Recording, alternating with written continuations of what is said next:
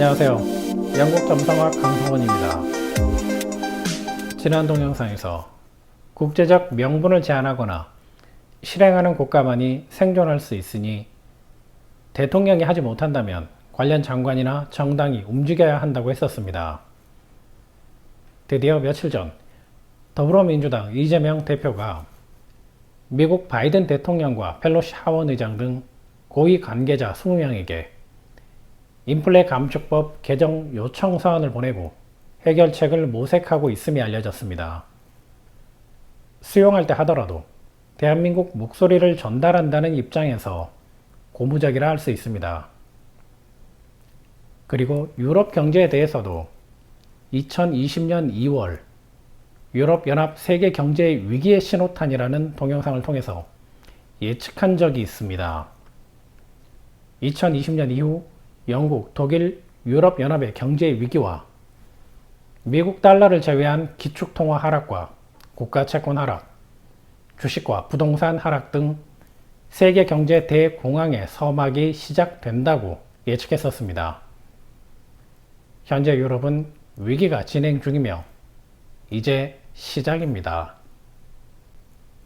오늘 동영상은 지난 9월 23일부터 내년 3월까지 적용되는 독일과 영국 중심의 유럽 하반기 국가원 경제 분야를 중심으로 살펴보겠습니다. 첫 번째로 데네볼라 항성과 영국, 독일입니다. 이 시기 유럽 주요 국가들은 전체적으로 9월 23일부터 데네볼라 항성 영향을 받게 됩니다. 이 항성은 통제력 상실과 절망을 뜻하는데 유럽 국가운에 적용되면서 채권 금리 문제, 부실은행 문제, 비유동성 자금 문제가 반복될 것이고 이로 인한 물가 상승과 금융 위기로 국민들의 분노도 정점에 다다르게 됨을 의미합니다. 영국은 9월 말 국채 금리 상승과 파운드화 폭락 사태를 겪었습니다. 독일은 9월 27일 러시아와 연결된 해적가스관 3곳이 하루 만에 누출되는 사고가 있었습니다. 유럽의 위기는 영국으로 시작되었지만 위기의 확산은 중국 의존도가 높은 독일이 될 수도 있습니다. 독일은 위에서 설명했던 데네볼라 항성의 영향을 많이 받는 국가이기 때문에 하반기 유럽 경제 위기의 복병이라고 표현할 수 있습니다. 그래서 한 달 전 미국 하반기 국가운을 설명하면서 특히 10월과 11월 투자 시장을 조심해야 한다고 알려드렸던 겁니다. 유럽을 대표하는 두 국가와 관련된 사건들이 9월 말에 시작되었다는 것도 중요합니다. 개인도 운의 흐름이 바뀌는 시점에 발생하는 사건들이 중요하듯 국가도 하반기 국가운으로 바뀌는 9월 20일 전후로 발생하는 사건들이 2023년 상반기 흐름을 좌우하기 때문입니다.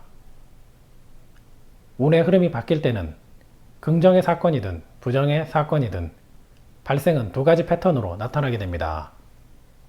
영국이나 독일 사례처럼 국가운이 바뀜과 동시에 큰 사건이 발생하는 것과 운이 바뀌는 시점 초반에는 문제가 없다가 마무리 시점에 발생하는 경우인데 전자의 경우가 영향을 주는 기간이 길기 때문에 더욱 위험합니다. 두 번째는 국가운과 숫자 3의 법칙입니다.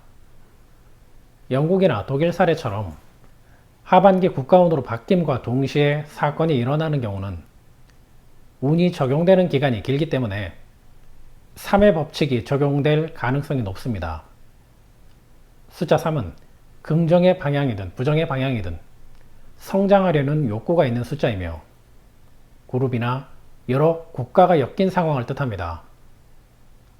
그래서 영국의 파운드화 추락과 독일 가스관 누출 사고는 하반기 국가운이 적용되면서 발생한 첫 번째 사건일 뿐입니다. 2023년 3월까지 두 번의 사건이 더 발생하게 되는데 세 번째 사건이 가장 충격이 클 것으로 예측됩니다. 아직 남은 두 번의 사건이 예측되는 시기는 12월과 1월 말입니다. 12월은 경제 구조가 가장 취약한 유럽 국가들로 인한 금융 위기를 내년 1월 말부터 2월 중순은 유럽을 대표하는 국가들의 금융 문제로 인해 유럽 전체로 위기가 확산하는 경제 위기 도미노 현상을 겪을 수 있습니다.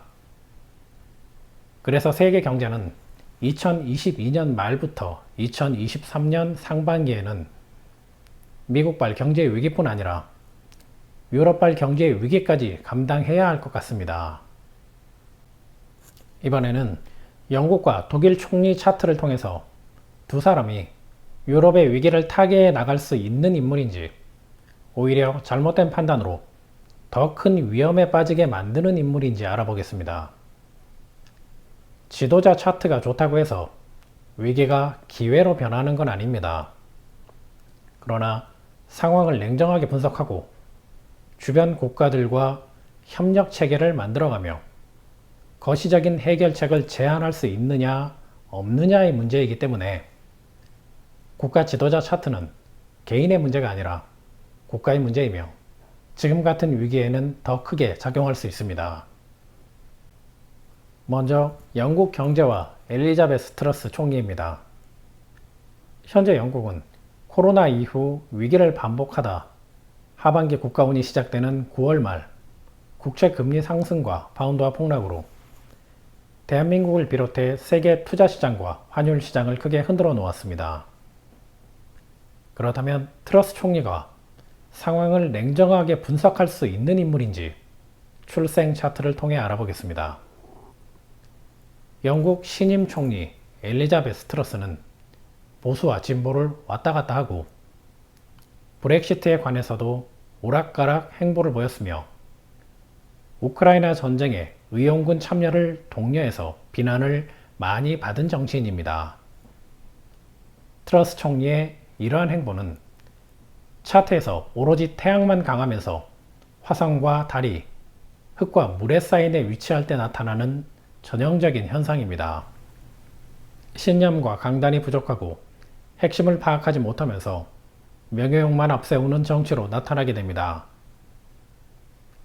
여기에 경제 위기가 지속될수록 양자리 목성과 화성이 영향을 주게 되어 상황 대처 능력과 유연성이 부족해지고 교과서적인 경제 해법들을 내어놓게 되니 기업이나 국가를 책임지기에는 부족한 총리라고 할 수 있습니다. 정치인보다는 변호사나 교수의 길을 걷는 것이 좋지 않았을까 생각되는데 2023년 6월 전후가 1차 퇴진의 고비가 될 것으로 예측됩니다. 이번에는 독일 경제와 올라프 숄츠 총리입니다.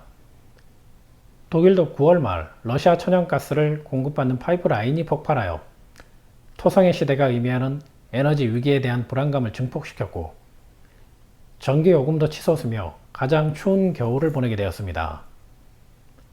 2021년 12월 8일에 임명된 독일 올라프 총리 차트를 살펴보겠습니다.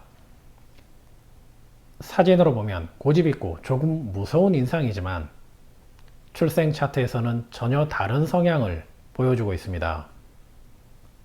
황소자리 달과 금성의 조합, 천칭자리 목성은 전형적인 인권운동가이며 사람을 먼저 생각하는 정치인이라는 것을 알려주고 있습니다. 강한 수성도 목성, 화성과 좋은 각도를 이루고 있어 순간 판단이 뛰어나고 위기 상황에도 조급해하지 않으며 유연한 태도로 대처한다는 것을 알 수 있습니다.